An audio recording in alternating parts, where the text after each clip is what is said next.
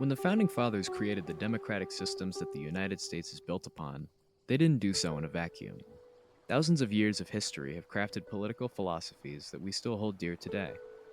It's easy to see the influence of Renaissance writers like John Locke, Thomas Hobbes, and Jean-Jacques Rousseau and the ideas that Thomas Jefferson and James Madison penned in the 18th century. But the course those ideas treaded to arrive in the Declaration of Independence and the US Constitution was one longer than that suggested by this basic understanding. Rousseau and Voltaire wrote in the shadow of Locke and Hobbes, who were duly influenced by Descartes and Smith. And as we follow this lineage, we inevitably arrive at the root of modern conceptions of politics, ancient philosophers. In this video, we'll trace a path through the ancient philosophers, leaders, and thinkers who shaped the political ideas that would serve as foundations for centuries to follow. Our journey begins in 6th century Greece, a setting with perfect conditions for political experimentation and development. The organization of ancient Greeks into independent city-states, rather than any one overarching empire, let each city, or polis as the Greeks called them, organize themselves as they saw fit. In fact, it's from that word, polis, which we derive the word politics. City-states had their own laws, governments, and armies, and most were organized under monarchic and or oligarchic control, with a king and or a group of elites holding sovereign power. Perhaps the most well-known of these Greek city-states was Athens, the spring from which many lasting political and philosophical hallmarks flourished. During its classical period, Athens upheld a direct democracy, a system of citizen participation in law and government, which was founded by Cleisthenes in around 508 BC. This system was somewhat unique among Greek city-states, as while other cities had democratic systems, the Athenian democracy allowed male citizens to directly vote on measures through the citizen assembly at the Agora of Athens, a monument to democracy which remains largely intact today. The term democracy is taken from the Greek words for its key concepts, demos, meaning people, and kratos, meaning power. This period of Athenian history was home to the beginnings of Western philosophical ideas and processes. Socrates, known as the father of Western philosophy, laid the foundation on which almost all philosophy has been built. Socrates saw politicians and rhetoricians as opportunists and charlatans, and sought to improve the citizens' political involvement and thinking, rather than becoming one of these public advocates himself. He's crucial less for his specific beliefs, however, due to the Socratic problem of a lack of original, complete texts and contradictory reports by his students, but instead for his methods of thought and teaching. Using public forums, Socrates pioneered the Socratic method, argumentative dialogue between teacher and student, for the purpose of determining the validity and consistency of claims and beliefs. Dialogue and questioning of beliefs were utilized by Socrates and his students and provided means for developing philosophical ideas that have persisted throughout history. One of these students of Socrates, Plato, is both a source of our knowledge of his teacher and of more specific developments of Socratic dialogue and political ideas. Founding his academy in Athens in the 380s BC, Plato taught notable pupils like Aristotle and wrote works of dialogue which often centered around past or existing philosophers debating questions or ideas.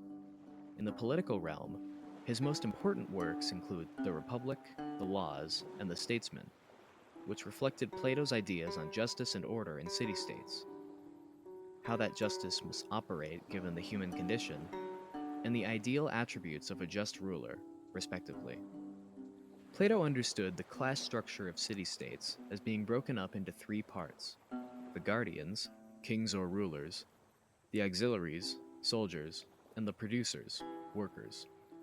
With this societal understanding, Plato created overall models of societal order. The most desirable of these to Plato was the monarchy or aristocracy, with a just, benevolent, and lawful ruler at the helm. Next came the timocracy, a militant state with honorable leadership, and then the oligarchy, a society under rule by the wealthy and land-owning elite. Plato saw pure democracy, especially at an anarchic level of true equality and citizen participation, as a deeply undesirable system of government, better only than tyranny under unjust and fear-based rulers. Although the desirability of these systems has shifted since Plato's time, Many of these systems are still the primary structural options through which we understand government and politics.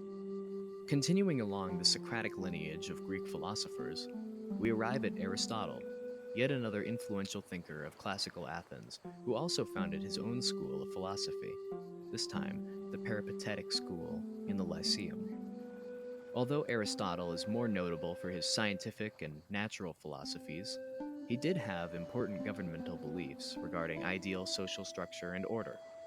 His work, Politics, from which the term is derived, concerned his understanding of cities as organic systems with inseparable individuals that formed a natural community of interactions.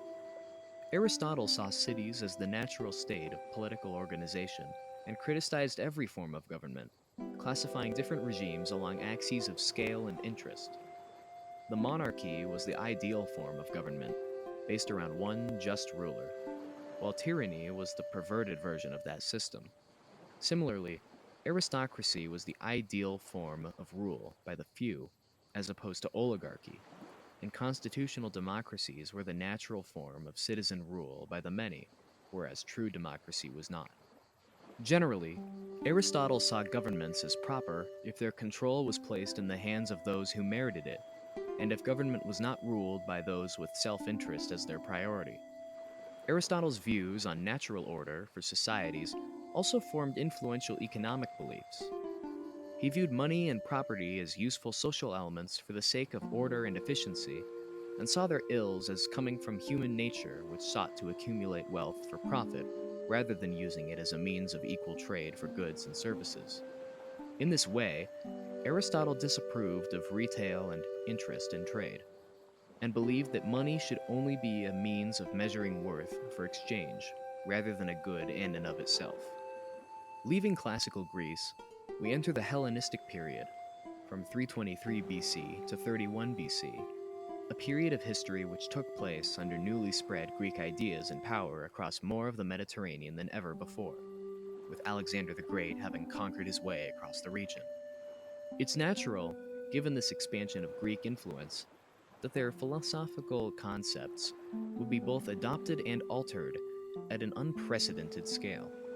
Hellenistic Greece and Rome allowed philosophy to branch out and morph into new ideas and movements, which went on to define thought under the Roman Republic and further influence the thinkers of later periods. The most important divergences in thought of this period originated from two, often parallel philosophical movements, Cynicism and Stoicism. The Cynics began at the tail end of classical Greece, founded by Antisthenes, an Athenian student of Socrates, and Diogenes, a philosopher who truly embodied the movement's rejection of social norms, cultural traditions, and classical ideas by living on the streets of Athens in a large ceramic jar and going about life in a natural, dog-like manner. Cynic philosophy of the ancient Greeks was centered on the human inclination toward fulfillment of one's natural state, removing oneself from societal expectations and refusing material possessions. The Stoics similarly traced their roots to classical Greece, again with Athens as their host. Zeno, the founder of the Stoic school, also taught in Athens beginning around 300 BC. Greek Stoicism, like Cynicism, aimed to find life fulfillment through natural living, but contrary to the Cynics, Stoics believed in the necessity of community and good behavior for the sake of bettering individuals and their societies. Political thought under Stoicism took after the philosophy of Epicurus, yet another thinker of Athens. Epicureanism saw laws and justice as existing for the sake of utility and natural good, with some laws being unnatural or unnecessary, but obedience to laws being generally proper. To Stoics, much like Plato and Aristotle, the city was the natural political formation, and citizens should involve themselves in politics strictly for the good of the public rather than for personal gain, with the placement of community and general interests above individuals being necessary for a good society. The Roman Republic, a representative democracy for its male citizens, was similar to that of Athens and arguably even more important for future systems of government. Under the Republic, two annually elected consuls and a senate of appointed representatives formed an executive branch and legislative branch respectively, doing so for over 4.5 centuries. Some of the most important and complete recorded philosophical writings from this period come from one of these consuls, Cicero. Influenced by Posidonius and Panaetius, Greek Stoics from Rhodes, Cicero wrote a number of dialogues discussing government, law, and individual morals and duties from a Stoic perspective. His three key works each focused on one of these aspects, with De Republica determining the ideal commonwealth, De Legibus reflecting on ideal roles and attributes of law, and De Officiis discussing honor, virtue, behavior, and moral obligations. Like other Stoic philosophers, Cicero viewed government as an opportunity to fulfill the natural responsibilities of individuals as a collective. He was a vehement supporter of the Republic, and believed that systems such as it, with a mix of democracy and aristocratic control, were the ideal balance of power. However, Cicero wrote near the tail end of the Republican era, and although these Greek foundational beliefs remained prevalent, future political philosophers would have to adapt their writings to the facets of the Roman Empire. Perhaps the most important Roman thinker of the imperial period was Seneca, who contributed more to Stoic philosophy and expressed political beliefs pertaining to both governing and living as a citizen. In his various writings, Seneca argued for the Roman virtue of clementia, or clemency, in application of the law. He argued that it was better to apply rules and punishments based on moral decisions with regards to specific actions and circumstances, rather than strictly to the letter of the law. In this way, he believed that the prince, in becoming the ideal Stoic leader, should govern by law and goodwill with clemency rather than cruelty, as those are better for instilling legal loyalty in citizens and improving criminals. However, he also believed that the ideal citizen should follow the law strictly and be adherent to what was asked of him by his rulers, and in displaying this principle of legal obedience, he died by suicide by Emperor Nero's order in 65 AD.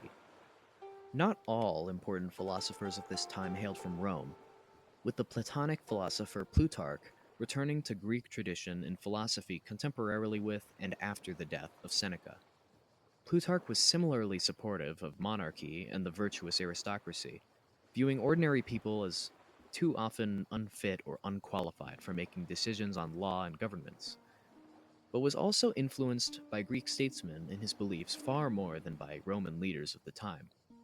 Combining Plato's theological approach to natural philosophy with certain Stoic ideas, Plutarch emphasized philosophy as a means of living up to one's moral potential and to build character, rather than for defining hard-set rules and ideas. So, where did these ideas land in the path of political philosophy? It's easy to find the results of larger systems, with democracies and republics now being predominant across the world and forming the basis of the United States government structure. But many individual ideas from ancient philosophers also maintained influence in somewhat subtler ways. For example, class structure as explained by Plato was a predecessor to the bourgeois and proletariat dichotomy defined by Karl Marx in the 19th century. While Plato's sentiment that a true democracy would lead to governance by unqualified majorities would be echoed by Alexander Hamilton in his fears over tyranny of the majority. It's important to note that, given these contrasting philosophers, not only did the ideas of Plato go on to influence future thinkers, but that they did so for vastly different groups of political ideology. Many philosophies, especially in later writers under the Roman Republic and Roman Empire, would go on to uphold monarchic rule and be used as refutations of it. Aristotle's concepts of human nature and natural order for common interests, combined with Epicurean beliefs on law as a tool for upholding natural order and rights, would go on to both inspire Thomas Hobbes and John Locke's Enlightenment ideas of social contract theory. These ideas, combined with Seneca's belief that an ideal ruler would govern by natural good, were used both by Jean-Jacques Rousseau in his support of political restructuring in the face of tyranny, and by Thomas Jefferson in declaring independence from Britain under the same pretenses. Ancient political philosophy built roots that modern society has sprung from. Foundational ideas presented millennia ago are still just as crucial to understanding the world around us as they were in the past. And understanding the people and ideas that formed those ancient philosophies is just as important as understanding the ideas which came from them. The systems that we live under are inseparable from the people that inspired them, no matter how far back in time they're from.